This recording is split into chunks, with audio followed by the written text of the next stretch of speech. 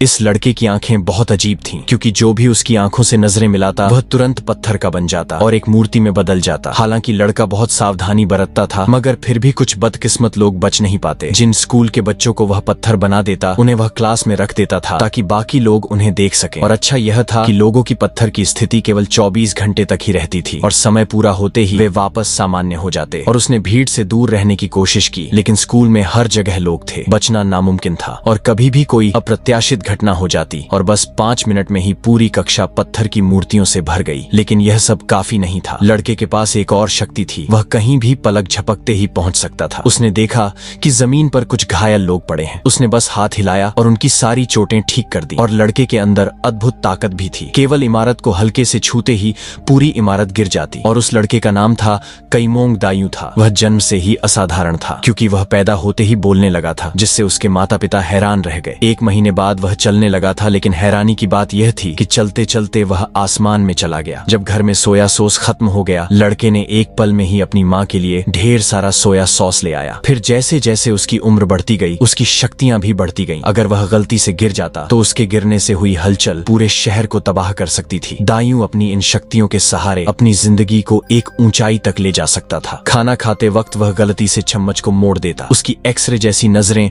उसे हर खेल में विजेता बना देती। अपनी शक्तियों को नियंत्रित करने के लिए उसने सिर पर एक ऊर्जा रोधक टोपी पहन ली। वह शांतिपूर्ण जीवन जीना चाहता था।